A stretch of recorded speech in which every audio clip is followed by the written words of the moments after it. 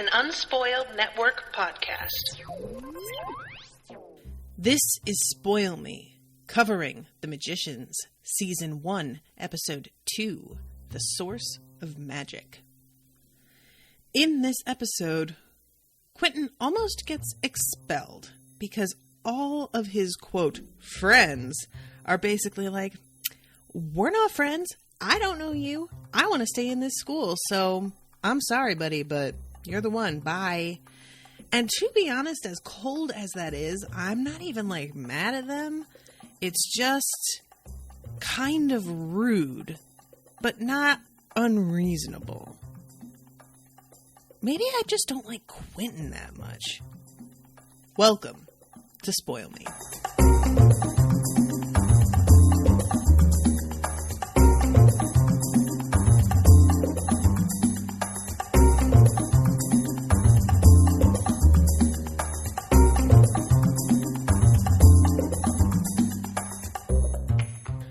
Welcome to the show, everybody. I am Natasha.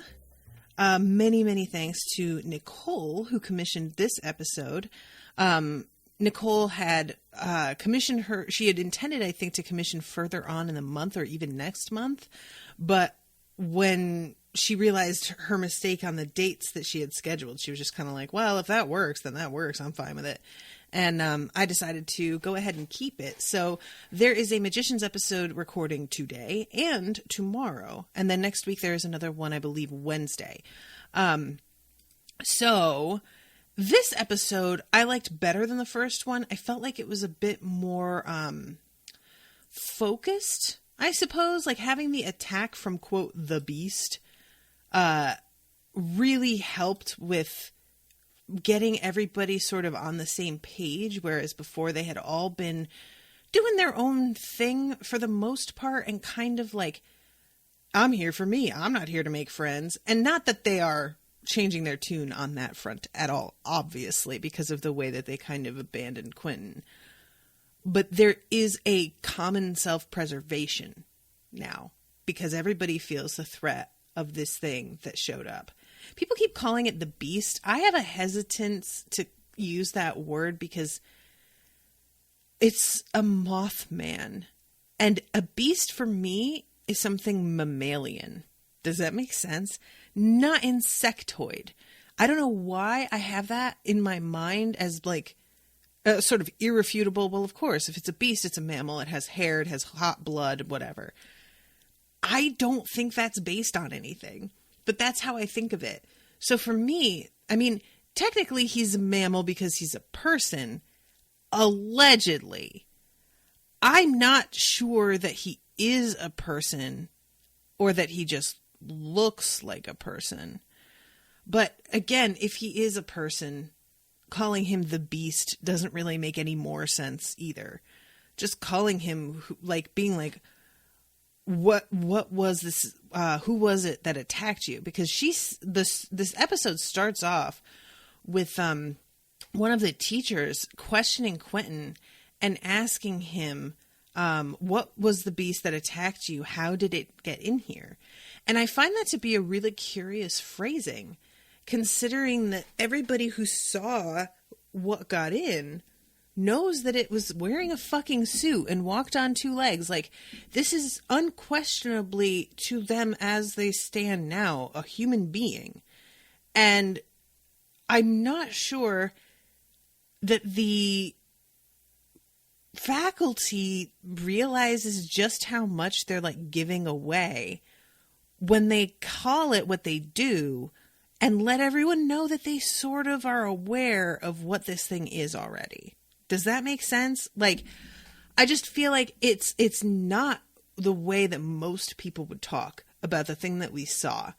So them having this really specific language for it, to me, really indicates that they know what this is and they've run into it before and they are not surprised to have encountered this attack. And that's part of what frustrates me about everyone's reactions here, because Quentin, Alice, Penny, and I can't remember the girl's name. Is it Kat? Katie? they all are sort of reacting as if what they did summoned this thing into the world. And we are meant to also think that because of how they leave the room after doing the ritual that apparently didn't do anything. And then you see the smiley face that shows up on the glass, and he does the smiley face on the desk later. So it's a tie-in clearly, like that is where he came from, is from that mirror somehow. But we saw that the specialist that he speaks to later drop a giant ass fucking moth on the dean's book in the park. This thing has been here. It's not, they didn't call it into being. Maybe they gave it a more direct route into the school that it did not have before. But there's a sort of,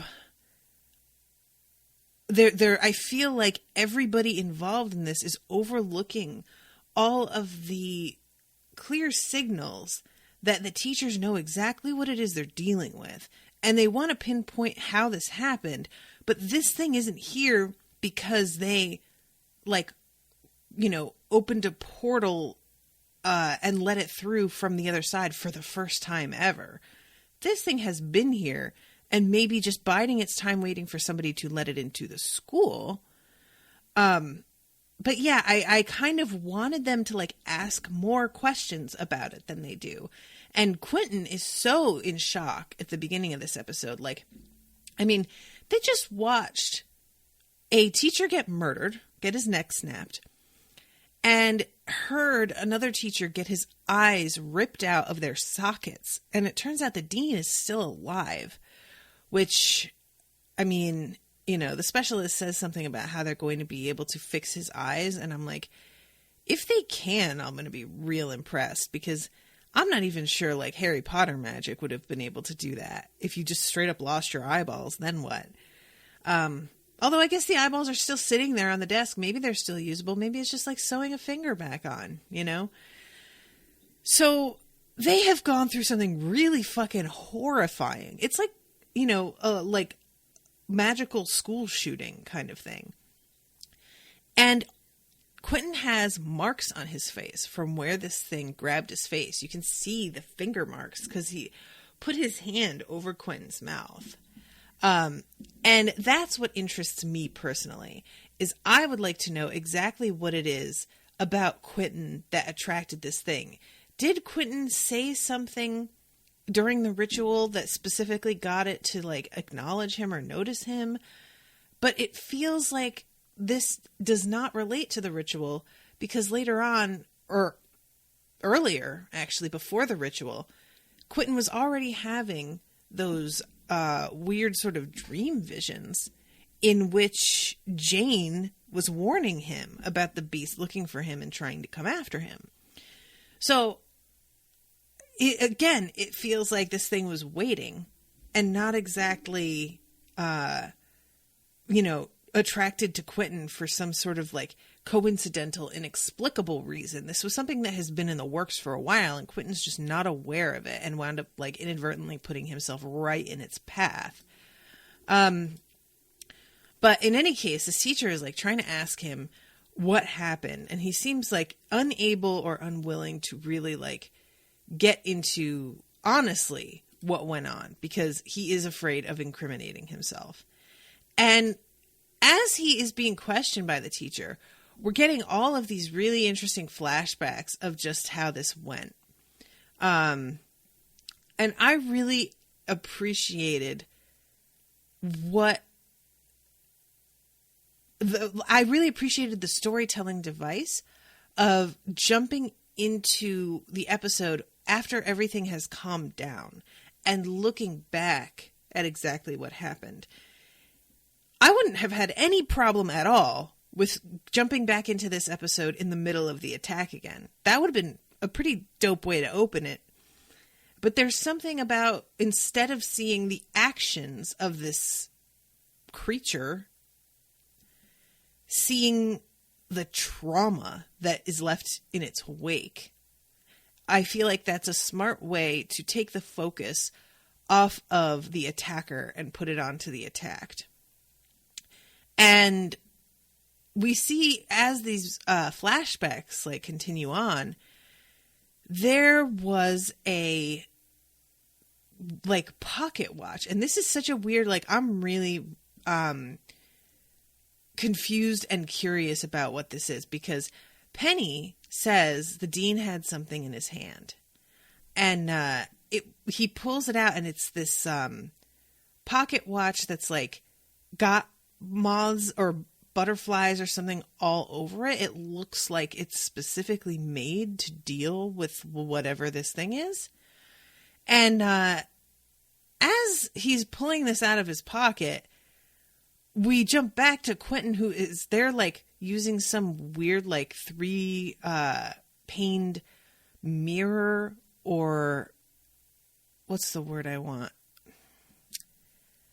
It's like a magnifying glass that has 3 different pieces of glass in it, right?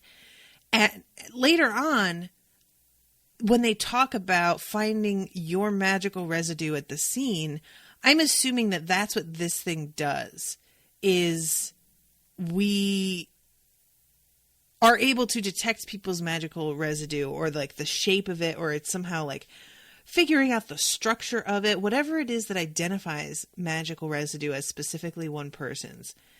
And that they probably like look at the entire scene using that same tool to try and match some things up.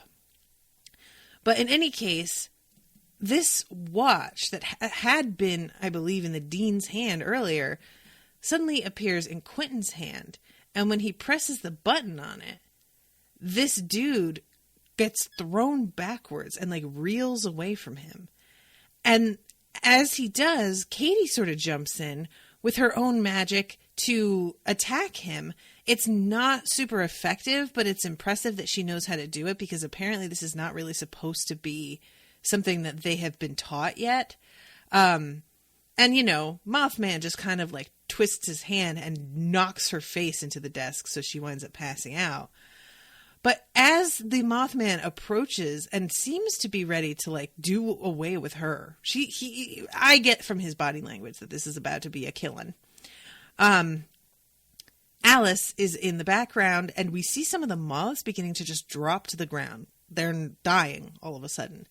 And Mothman turns around as he spots her, and Alice is continuing some spell that causes like all of these moths to continue to die. Blood begins to appear like between his fingers, like he's been burned or something. And she follows him and pushes him back through the mirror that he apparently had come out of. And as that happens, the watch that Quentin held in his hand is turned to sand and falls away. And Penny, with great presence of mind, throws a chair into the mirror to prevent it from being used as an entry point again. Which, like, that mirror wasn't affixed to anything. You could have just moved it, I guess, to some place that they could put some spells of protection on it. I don't really know that we are sure he can't use any mirror, or if it's because that mirror was in the room when they did the ritual, and that's what they're all, like, assuming. But I'm fine with it. You know, I think that was probably just a smart move. So then we go to the teacher, who is explaining exactly what happened. And I'm going to like check and see what this teacher's name is, if I can find it. Pearl Sunderland. Okay. That is her name in the show. She is explaining to them that there are other worlds, and that ours is one among many. Wards and shields protect breakbills. They are encoded to each authorized person on campus and no one else. We are investigating how this beast got through and resetting everyone. If someone is responsible for this attack, rest assured they will be expelled. And classes are canceled tomorrow. They will resume Wednesday. There will be a quiz. Rude. But sure. Also, this bitch, this teacher, and I'm not calling her a bitch because she's being mean, because she's not. She's being fine. Is she like 7 feet tall? She looks so tall to me. I don't know if it was just the angle of the, because I don't really feel like we've seen her standing right next to anybody. Every time we've seen her in any of these scenes, she's been standing while somebody's been sitting or like crouched on the ground like Quentin. Yo, she is imposing as fuck. So Alice rushes out of there and Quentin follows her and is just like, we need to talk about this. And she wants to completely avoid it. She's just trying to be like, don't. And he just essentially is like, you aren't in control of this situation. Just because you had some information on something that I didn't and I came to you and you were sort of the one that set this up, that doesn't mean that you get to dictate whether we talk about it or not. Like, this is something we were both involved in. We know what went on. We have a responsibility to address that and figure out with each other exactly what we're going to do. And we are in the middle of this kind of low-key confrontation when Elliot and what's her name? Maddie, is it? Margot. The two of them come up and scoop them up and bring them to their house, the house for the telekinetics. Or he says the physicals, I think, right? And get them some drinks and sort of, it seems, try to distract them. I'm not getting from it that they are aware of the involvement of these two. More like, we are the ones who have been giving you your orientation and you were in the classroom when that horrible thing happened. So we feel like it's kind of on us to like get your mind off things and calm you down, which I actually kind of liked, because as much as everybody leaves Quentin swinging in the wind a little bit later, having at least Margot and Elliot that feel like, not necessarily even that they care about Quentin, but that they have a sense of obligation to him a little bit, I was sort of reassured by that. I'm not sure how much that really counts for, but I appreciate it, because in some ways I feel about those of you who are interested in some real weird magical realism in a novel. One of the other things that I have been covering for Spoil Me is a couple of books. The first one's called Son of a Trickster, and the second one is called Trickster Drift. They are part of the Trickster trilogy. That story is also about a kid who has some abilities. They're much like lower level and more subtle, but he doesn't have anyone looking out for him. And everybody that you hope is going to start looking out for him sort of like winds up abandoning or disappointing him somehow. And I am sort of like paranoid because of how painful it is to read in those books that that's going to be happening with Quentin. Like, you know, it just doesn't seem like he's got a lot of people on his side purely because they like give a shit and not because they are obligated in some way. And I'm hoping that what's going on with Margot and Elliot evolves into actually caring. I think the indicator in this episode that is happening is Elliot talking to him about having hurt somebody, killed somebody. And I think that's a good sign. I feel anytime that people are willing to like talk to you about something that obviously is hard for them to talk about, that's an indicator that they trust you and are reaching out in a way that to me signifies they're interested in deepening their relationship. So fingers crossed on that front. But we will get back to them at the house for the physicals later. Let's bounce back to Julia, because Julia has been put in this real weird situation. So this dude who scooped her up, he takes her to meet some of his, quote, associates. And the place that they're at, it's like this weird abandoned like warehouse, factory, sort of like who knows sort of thing, right? And he is giving her the impression that he's the guy in charge of everything and that this other girl is a total noob, and he pulls them into a meat locker and locks the door and leaves them in there. And it was kind of amusing to me because Julia is so indignant about being locked in this meat locker. But I'm like, girl, he just tested you, in quotes, for power by low-key sexually assaulting you. And I don't know why you didn't expect another test to show up, because of course he was going to do this. And at first she's just kind of like, oh, what a dick. And I'm like, he's not doing this to be a dick. You have to know. And she finally does be like, okay, this is a test. I'm like, thank you. And the whole thing, like, there's a difference between what it is that they are doing at break bills and what it is that these people, who are also magicians, but they call themselves like hedge magicians, what they are doing. And the key difference here is that at break bills, people are born with a sort of innate power and ability to take advantage of that and focus that. But in this particular population, they rely a lot more on the instruments and rituals surrounding magic. So there's still some innate ability for sure, but it has to be accentuated a bit more with help. So she is sort of, wandering around this meat locker trying to figure out exactly what could be going on. And she backs up and stumbles, and there is a dead body on the floor in a body bag. This body has one of those Y cuts in his front that you get when you do a autopsy.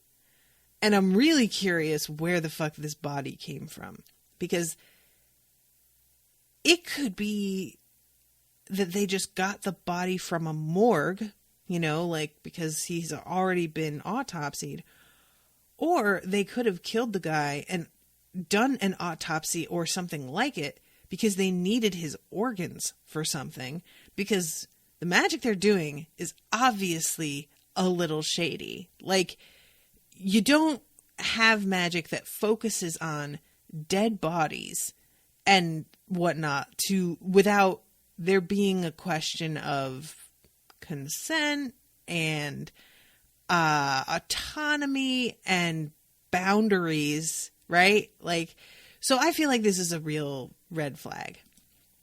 And as she's like kind of poking around, we have Pete standing outside the meat locker, watching through the window and getting impatient, because he's sort of like, we find out later, he's not really the one that is supposed to be impressed by what she's doing. Watching this now, it gives us the impression that he's the one that's supposed to be impressed. But we realize later, the fact that he brought her himself and that she's not doing super well is sort of like reflecting on him, because he seems to be kind of the recruiter. So he does not love how long it seems to be taking for her to figure things out. And he gets impatient, reaches through the window with his power, and uses it to get the corpse to sit up. And at this moment, the corpse grabs the hat right off of Julia's head, as if it's trying to grab her by the hair, and then gets up and starts to chase her around through the meat locker. It is genuinely an alarming moment, because he does not seem to be... Like, there's a really nice bit of acting with this corpse guy where it does feel like he's being controlled by somebody else. Like, he doesn't seem to be fully aware, right? And as he runs after her, he gets impaled on a piece of rebar that's sort of sticking out of one of the shelves. And it seems like this deactivates him again for whatever reason. Meanwhile, the other girl who is here, that we find out later is sort of like the head of the operation, is doing a really good job of pretending to be completely flipped out, absolutely out of her element, totally unaware of any alternatives to getting out of the place. Like, she's doing a really good job playing her part and being extremely unreliable as a partner here, and leaving it so that Julia has to figure it out and do everything herself. And as they are sort of like backing away from this corpse and looking very upset, this fucking thing raises its head again and begins to talk. And Pete is able to talk through it. You have to find your way out. This is a test. If you can't get through this, you can't deal with what it takes to do what we do. Do you want magic or not, Julia? Did you look everywhere? And when he says, did you look everywhere, it's very clear that he's saying inside the body. That is where you failed to look. You checked all the shelves, you checked it, like, but there's a whole other thing that's happening. And she goes and is checking the body bag. And I was kind of like, that seems like not what he meant. But okay. It turns out that that is kind of what he meant. She goes and checks the body bag, and in there is a paper that has a spell on how to create, quote, temporary warmth. And this is when she starts to figure out what she needs for this and put it together. So I'm going to jump back again to what's going on with Quentin at the house, because they get brought in, and I have to say, they have done a really nice job with the design of this house. Like, they have managed to really kind of, there's something about it that feels modern, even though everything in it is sort of classic. There's a lot of furniture with more square lines. And I feel like that it would be really easy to fall back on absolutely classic, like, you know, like a Hogwarts style common room. But they have managed to give it a warmth and an antique feeling because of the color scheme, while still, when you look around at the actual furniture pieces and decor, a lot of it is super modern. So I really liked the design of this place, and I also loved the friggin' bar, because holy shit, is that thing gorgeous. It's one of those that's like, if this were actually a real grad student house, there is no way that they would have that many clean glasses in one place at one time. But for the sake of this show, it looks amazing. And Elliot is going to be making them cocktails to calm them down. Alice is uncomfortable with this, and she says that she has to go. But Margot steps in and brings her up to her room to talk to her. And says something about how I have a perfect dress to show off the curves that you're hiding under that pilgrim outfit. Which I think is kind of like a real misnomer. Sure, what she's wearing is like high-necked, but it's also like a mini skirt, you know, and it's not like it's super loose or anything. Like, she still looks cute. She just does have like a bit more of an uptight look, but that's not necessarily a bad thing. That can be sexy in its own way, but it's fine. Margot just needs an excuse to like get her somewhere else and talk to her. So Elliot starts talking to Quentin, who we find out very quickly has pretty much spilled the beans to Elliot about what happened. A monster from another world. By all means, come on in.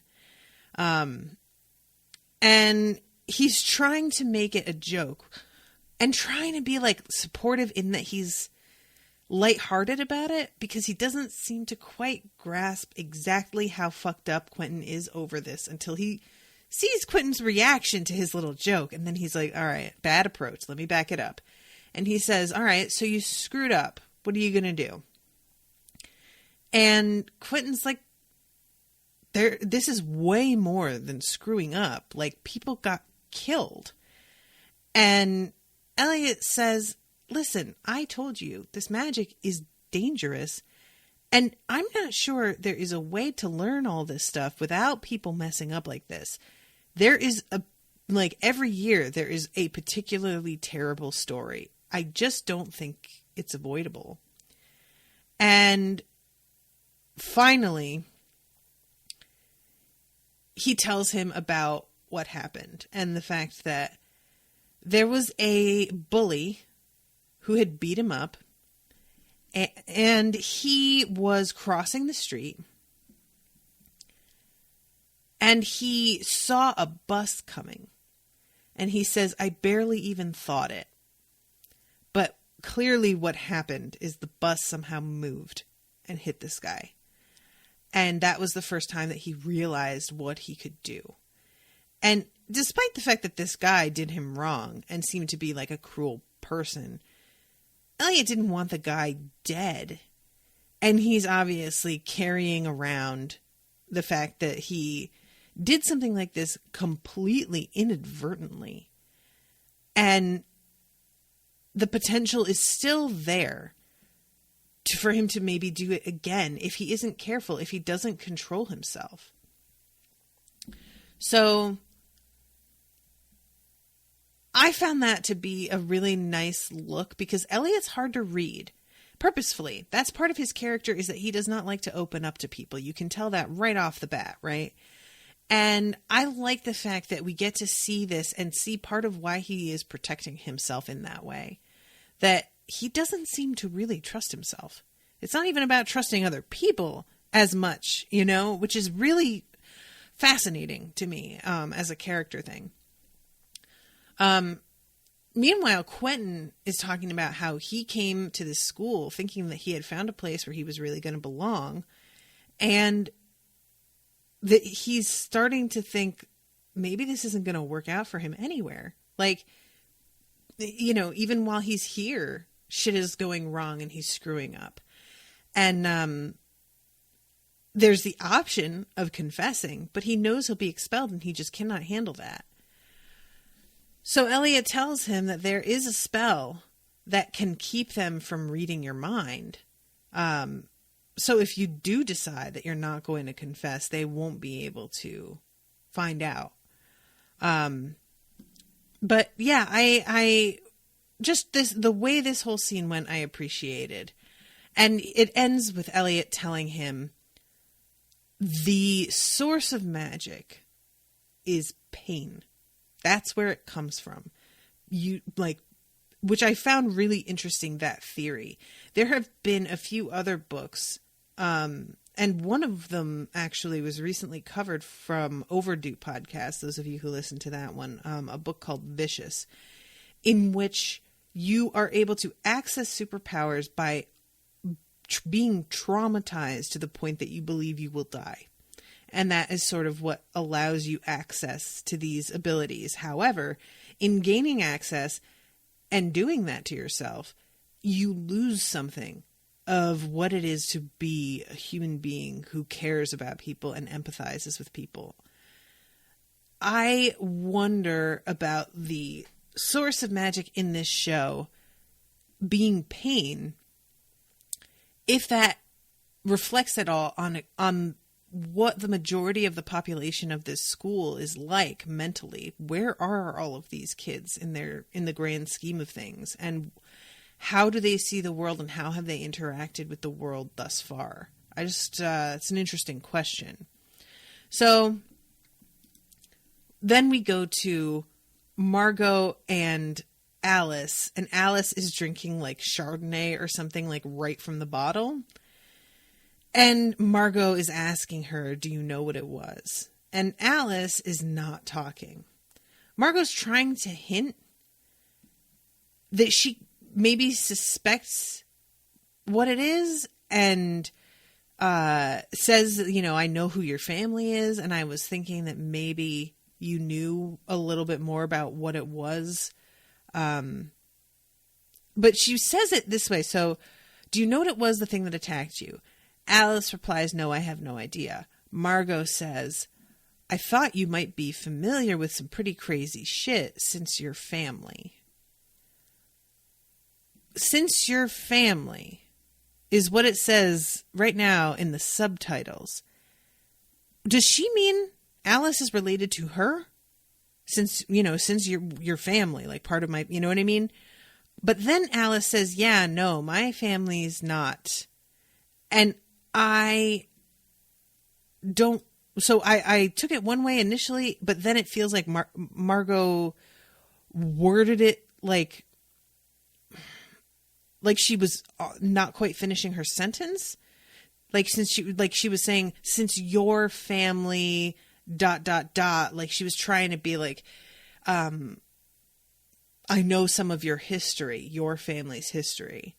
So I think that's not, but I'm just putting it out there that I took it that way the first time, and I'm just sort of like aware of that. Maybe I'm mixed up here. But Margot says that her family is pointless and toxic. And I liked her acting in that moment because she's got like a look to her eyes, like she is emotional, but she's still trying to smile and laugh and make it so that it's not too heavy a conversation. And Alice says, I was never taught magic formally as a kid. And you, like it seems like part of the point was meant to be that she wasn't going to be offered the chance. Like her family wanted to keep her away from it. And Margot says, well, I heard that you weren't invited to take the exam. So how did you even find it? And Alice just says, it's not that hard to find. And Margot starts laughing. She's like, it's not? Like, we basically are surrounded by wards. We're kept like totally secret from the rest of the world. It is kind of, though. Like, yeah, it is hard. And Alice says, my parents have alumni keys. I stole one. And that was how she managed to get in. So that's pretty interesting. You know, she wasn't even meant to be here. She's a top student now. And I'm interested in what it is that makes the entrance exam simply appear for some people. But Alice isn't automatically granted. Like, this is the equivalent to me of everybody at Hogwarts gets their Hogwarts letter sent automatically. But then there's one student who finds out about Hogwarts from her parents and yet never gets a letter. And so she winds up having to forge one, and Hogwarts just takes her anyway. Why, even if her family wants to keep her from break bills, didn't the entrance exam present itself to her?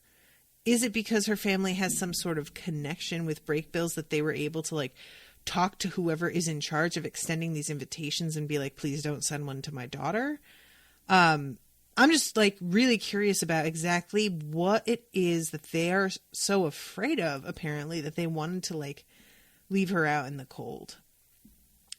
And she asks Margot why she even wants to know about all this stuff. And Margot just says, I'm curious because, I don't know, I want to be your friend, I guess. And Alice looks at her and says, I don't feel like you do. And Margot seems really taken off guard by that and tries to sort of laugh like, oh, you're being weird. But it's clear Alice got to the heart of the matter, and Margot doesn't know how to deal with somebody who just calls her out like that. And also, Margot, I think, expected Alice to be a little bit easier to manipulate because Alice seems lonely and unsure of herself. She's good at magic, but other than that, there isn't a real vibe of her being a strong person.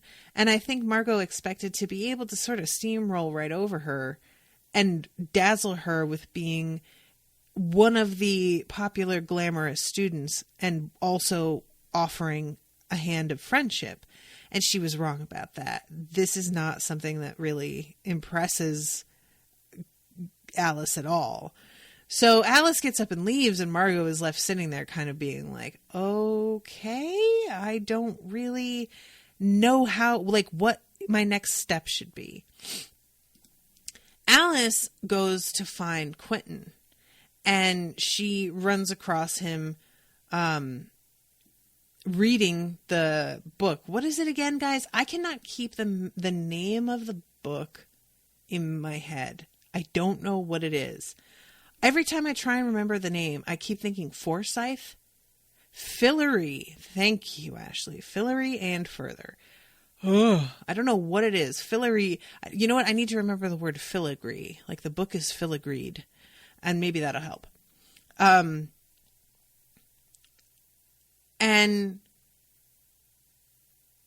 Quentin is talking to her because she's sort of like snobby about the fact that he's reading a kid's book. And he just immediately is just like, what do you want? He is not going to be having this conversation. We screwed up the spell. We can't take it back. You don't even like me. And she says, I don't know you. And he says, I don't know you either. And then he calls him a Mothman, which thank you very much. Appreciate it. From now on, it's just Mothman. I'm not going to call him the Beast. I'm not going to call him a creature. Well, I'll call him a creature. Mothman, though, for real. And she puts her bag down and sits down with him and says, I dragged you into this, and I'm sorry. I know that you probably hate me, but I really thought that somehow my brother's spirit had gotten you involved so that I could find out what happened, that you were like meant to be part of this. And I found that to be a really interesting, like that feels surprisingly superstitious coming from somebody like, and I say superstitious in that we know magic is real, but we don't know that ghosts and spirits are real in this world. And Alice, it's sort of like, I expected Alice to be sort of like Hermione when the Deathly Hallows get brought up, and for whatever reason, Hermione totally does not believe that the Deathly Hallows are a thing. I expected her to be like that with anything dealing with spirituality. And the fact that she is open to that as an idea really surprised me and gave everything that she's been doing a slightly different dimension. So I like that. So anyway, he talks about how it showed up in a dream, that it came from Jane in the Fillory books, which Alice doesn't have any, like, she doesn't know what he's talking about. The fact that she just said, I thought maybe my brother's spirit came to help. And then she has the nerve to be like, it came from a children's book. Like, the last thing I wanted to do was read fantasy. Girl, do you hear how you're dismissing something that is no less insane than what you just said you thought was going on? So he puts the book down and she starts to go through it, and he's asking, what do you think? What if Fillory is real? And as he's talking about all of this, she's getting this expression on her face, like she is humoring him, but doesn't really believe it. Almost like she's just worried about him. And she says that that's a leap, and it's clearly the kindest way that she can think of to word this. So I felt a little bad for him because he's in a place where fucking magic is real, where she thought the spirit of her brother was around and handling things, but this is just too damn far. And we wind up going to a computer so that he can, like, you know, show her some of the information about what was going on with Fillory and the real story.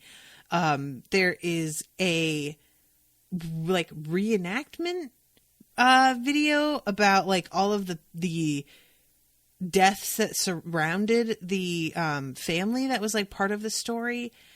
And Jane Chatwin, sister of disappeared boy, goes missing from Plover Estate. And she's wearing the outfit of the girl that we've seen in the... So this is part of the mystique surrounding the book series. Which you'd really think something like that has that sort of mystique around it, would be way more popular. And that him saying Fillory wouldn't not ring any bells with her at all. Like, this kind of legend surrounding a book feels like it should elevate that book to a classic, or at least being so well known that it's as common a household name as, like, Lord of the Rings, you know. But it still doesn't quite convince her. She's just more like, that's really weird, but I don't really know what it is that relates this to what we did or what's, like, she's just really not able to connect the dots. And neither is Quentin, to be fair. Neither am I. But she's a little bit more receptive than she had been. Also, I would really like to point out that while they're looking at this laptop and all of this stuff, there are like 1 million crystals hanging around them. And I'm really curious what that's about, because in a lot of like the mythology of different, fantasy stories that have magic, technology is not supposed to work well when magic is being thrown around, because it's sort of like a physical force in some ways, like electricity. And I'm wondering if all of these crystals are hung here to keep the computer running and absorb the magical energy that's flying around so that it creates a sort of like protective force field. Because otherwise, there's no reason they couldn't have just... This is a laptop they're looking at. Somebody could have just had this in their bag, But I feel like they're trying to separate out the technology that we're used to from this world and use that to add a bit of a wrench to things occasionally.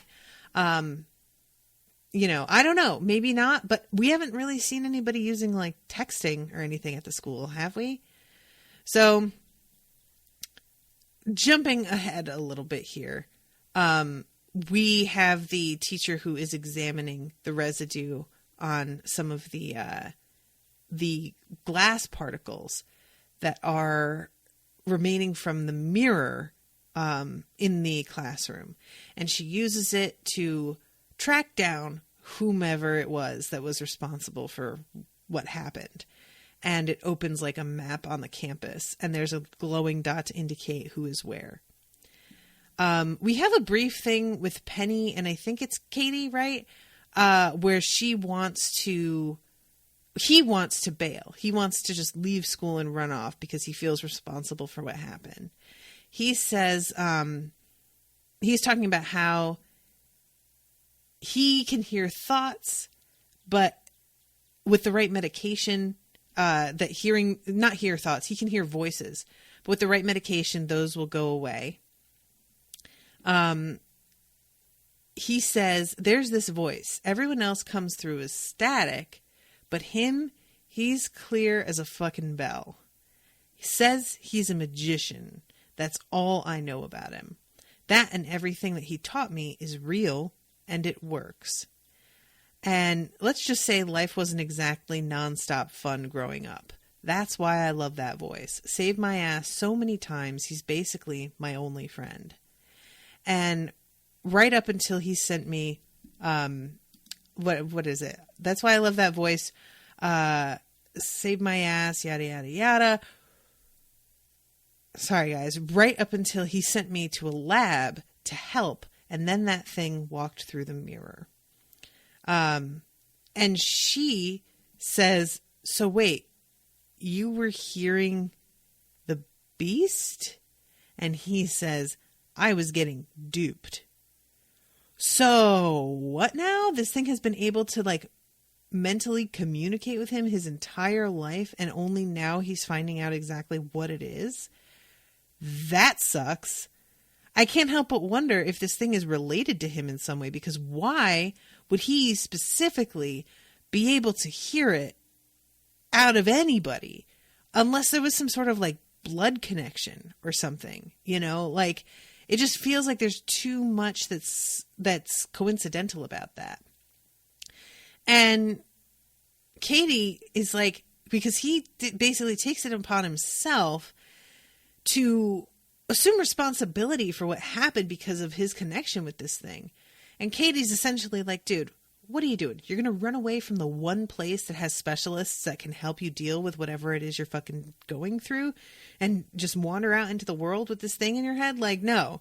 And, also blaming yourself is idiotic. You didn't know. This is something that's been with you since a child. Like, and he asks, why do you care? And she tries to be like, well, I don't care. It's just, if you're guilty, then I'm guilty. And he's like, yeah, well, you are. I mean, yes. But finally, she sort of admits that she cares about him and she just doesn't want to leave because she actually likes him and wants to be with him. And he agrees to stay in so many words. But I really liked this moment in some ways, but I also have to admit, I do not care for the guy who's playing Penny. I don't know if it's the script. I don't know if it's Penny as a character or if it's the actor specifically, but there is something about this guy that feels like I'm supposed to see him as sort of like tough and intimidating. And instead I see him as really like lame and a bit of a poser. I feel like partially this comes from him looking like there's something about his look that feels so overwrought. And so trying to be like, ooh, here's somebody who's like a little dangerous, that I don't really buy it.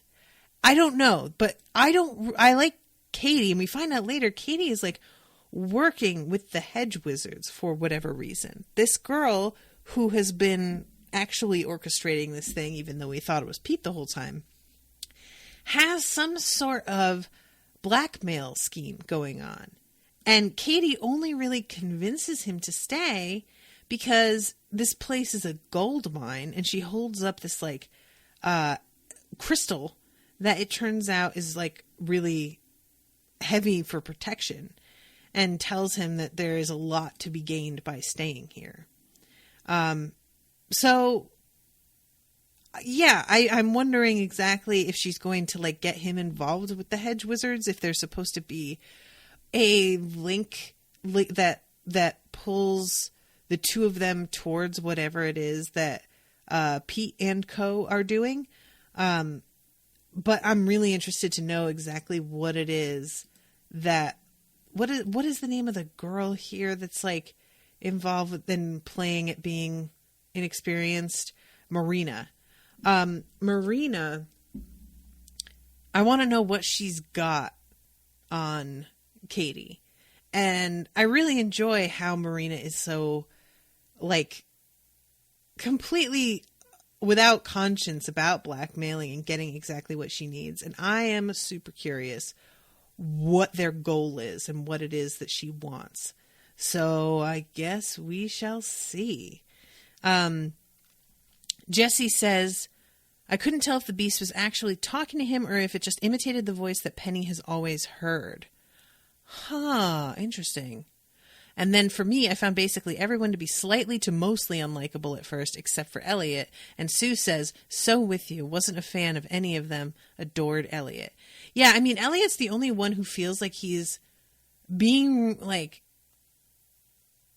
honest about who he is in some ways. I feel like Quentin is, but unfortunately for Quentin, being honest about who he is just a bummer because Quentin's really whiny, and I just don't have a lot of patience for that. They're like, the thing is, like, you can have reasons to be really unhappy, and that's totally valid, and I'm not like, but there's something about Quentin that feels like, dude, you have a lot of privilege, and you're in a pretty fucking decent place in the world at large. And I don't really feel bad for you just because you don't have like a life that looks like a Coca-Cola commercial, which is what you apparently think everybody else has. Most people don't, you know, but he seems to think that he's missing out on something that everyone has. And it's just so not true. Like the idea that we all have found a place to fit in, except he hasn't. No, you know, you like if you manage to find that, it's a really rare thing. And that's what causes a lot of us to stay in jobs or stay at certain, like in neighborhoods and stuff, is because we finally feel like we felt that, but it's like dependent on where we work or live or, you know, go to school. And so it also winds up tying us down in some ways. I'm really lucky because I feel like I have managed to create for myself a place where I fit in with like the unspoiled community. But that's not something that most people are able to do. Just like fucking build something around themselves. Like in truth, my figuring out where I fit is incredibly self-centered because it's all like organized around my own work, you know? So yeah, there's just something about the way that Quentin just seems to just feel sorry for himself over some shit that's universal. And acts like this makes him really particularly like, you know, grieved. I'm just, you know, stop it. Anyway, so we go to, Julia in this meat locker. I have to admit, this went on a little bit long for me. Like, I just felt really frustrated with, I don't really care about what's going on with this group of people. What it is for me is that I want Julia to be asking more questions about exactly who these people are. And she seems more interested in just accessing her magic and not really asking the questions that you need to ask about why these people are not only not part of break bills, but what is it that they are trying to do and why this girl is in charge. And because she is not like concerned about that, I feel like she is not really too smart a character. And so you all know how I feel when somebody is not very intelligent. I have a really hard time rooting for them as a character because I feel like to a degree, it feels like their lack of foresight and critical thinking brings whatever happens to them upon themselves. But anyway, so we have like the questioning scene where everybody at the school is being asked what happens. I know they're your friends, yada, yada, yada. And Penny winds up like just telling him, shut up and I'll tell you happily. And he does, apparently, and walks out of there and says, it's fine, let's go to Katie. And then looks at Alice and says, you're welcome, by the way. And then blows a little kiss to Quentin. And the teacher comes out and says, all right, Alice, you can go. Quentin, can I see you? And we find out that he is going to be expelled and that he is going to be wiped so that he doesn't remember this school at all anymore, the way that they attempted to do to Julia. And it's really funny to me that him and Julia are friends and went through this whole thing, and yet he never thought to ask her exactly how she made herself remember. We know it's because she cut herself. How that exactly resulted in her remembering and didn't result in just her being like, well, that's a weird cut that I got from nowhere, I don't understand. And I'm surprised that he never asked, and that it was so easy for her to accomplish bypassing this memory erasure that apparently once he talks to Elliot and asks, is there any way to keep yourself from forgetting? Elliot's like, oh, I don't know. I'm like, well, it doesn't seem like it was that hard. She was able to kind of like almost accidentally do it.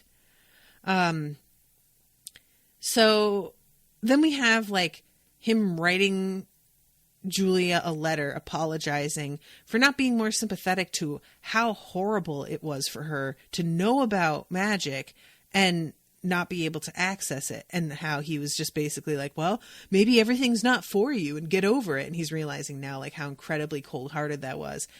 And this letter is being read to him over her digging into this fucking cadaver in front of her with a pair of scissors, and getting to whatever it is that she winds up needing. Because I don't even remember what it is that she needs from this body. It's like his liver or something, or a kidney, or maybe it's just a piece of fat. And she manages to like somehow pass the test because of this. Meanwhile, fucking Quentin like goes after Penny in the middle of the campus with some battle magic that he doesn't even really know how to use. And he didn't know that Penny had this like amulet thing on him that wound up protecting him, or at least indicating to him that Quentin was like sending an attack towards him, so that he was able to protect himself and break Quentin's arm by redirecting the magic at him. Quentin is such a fucking brat in this whole thing. Like, he is just such a dick to Penny about, and don't get me wrong, yes, he turned you in, but again, why did you trust him? You don't know him, and y'all were doing something super dangerous, and they just happened to walk into the room, and you were like, oh yeah, you two can be part of this. Again, that's really on you, dude. Like, they gave no indication that they wouldn't turn around on you. You didn't have them sign a fucking contract. Like, they don't owe you anything. And somebody fucking died and the dean got blinded. I don't blame them for feeling like this is a little bit too serious a situation to just cover for somebody that you barely know. You know, like, that's crazy. So, and Quentin's just like, you know, in the infirmary, like whining about his arm hurting and shit. And I'm like, you were about to attack somebody who had their back to you. Like, I am not feeling sorry for you.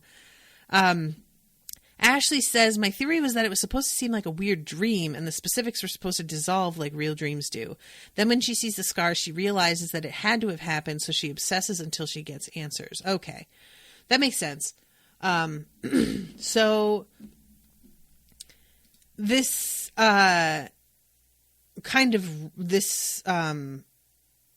deal with Quentin wraps with him seeing the specialist whom he is expecting to be like trying to wipe his mind at any moment. And she sort of approaches him and acts like she's just being friendly, but then holds the amulet up that he has that was supposed to keep him from having his memory wiped, and is like, oh yeah, I was totally aware that you had this on you the whole time, and this is actually stolen. So I would like to know who fucking stole it, where you got it from. And I think that was the thing that Katie was supposed to deliver to Marina, but tells Marina that, you know, I don't have it anymore, it got taken from me, whatever. So what it is that the specialist says, I'm not going to wipe your mind today, but don't hop back on the garden path like some little lemming, or I'll erase everything and start you over entirely for your own good. And Quentin's like, what do you mean the garden path? And she just says, everything's connected. Don't overthink it. And leaves it with that. And Quentin looks like he's about to have a heart attack because he cannot handle it. And then we go to Marina, who is entering this like, what I thought initially was a bodega, but then there's like the secret door in the back. And she has an apple in her hand and this leather jacket on. And there's just something very like evil witch about her. And I really enjoyed this whole vibe. And she walks in and says, congratulations, Julia. Big day. First star of many. And we see that Julia is getting one of these tattoos on her forearm. The same that Marina has 5 of on her arm. Level 50, that indicates. And I just cannot, with the fact that Julia is getting a literal tattoo on her arm and doesn't know anything about who these people are. Julia, holy shit. For all you know, this could be fucking blood magic and they're putting a spell on you through the tattoo. You know, like, what are you doing? You idiot. Ugh. Anyway. So, lastly, we have the specialist, Eliza, going in to see the dean. And this dean is pissed off and tells her basically that this is her fault that this happened. The students are not prepared and she needs to fix the fucking problem. He was a lot more angry at her specifically than I really expected. But there is something about the expression on her face and the way that she looks at the damage of his body that really indicates she feels responsible. He's not telling her anything that she has not completely internalized. And I had known that he got his eyes taken out, but I did not know that his hands were broken. Like, they're in these, I don't even know if broken is exactly what happened. It feels like something more went on. But his hands are in these like kind of weird metal capsules that have like a vaguely steampunk thing. And I'm really wondering exactly what they're able to do for him and what happened to him, really. And he tells her, go back there. And she says, you say that like I can just hop a bus. And he says, you need to go back and find the beast and kill him. And she's like, yeah, fucking duh. That's what I should do if I knew how to do that. I don't know how to do that. So I don't know what to tell you. And it ends with him just saying, all we can do is make them magicians. And she says, well, that's not enough. And he says, I know. So that's a bummer ending. Just being like, oh, all right, well, I guess we'll do our best, even though it's pointless, and we realize that. And at the end, Quentin goes back to the physical kid's house, and he sees Elliot like manning the grill and Margot hanging out with them. They're barbecuing like in the rain, and Elliot greets him and seems really like, it's a really nice moment of it feeling maybe Quentin has found some place after all, even though he thought that this was about to be taken away from him. And I also, low-key, as much as I think Elliot definitely deserves better, I kind of ship him and Quentin because it seems like they're both looking for something. And maybe for a little while they can find that with each other. And it might not be like a forever thing. But, and Elliot talked about like seducing Quentin. And Quentin was not like, hey, thanks, dude, but, I'm actually straight. He's just kind of like, no, that doesn't sound terrible. And I was like, all right. Let's see what happens here then, guys. So that's the end of the episode. And after the teachers being like, well, that's all we can do and it won't be enough, this felt a little bit uplifting and hopeful. So that I thought was a good choice for where it ends. So that's the end of the episode. So guys, make sure to join me tomorrow. Tomorrow is the next episode. And then I will be covering one on, I said Wednesday next week, but it's not. It's Tuesday next week, the 25th, and again on the 28th. So, there's going to be plenty of coverage close together coming up. So if y'all want to hang out with me, please do. All the events are on facebook.com/unspoiledpod, so you can find those there. And make sure that you're able to attend. All right, guys. Well, thank you again so much for hanging out with me. And until tomorrow, toodaloo, motherfuckers.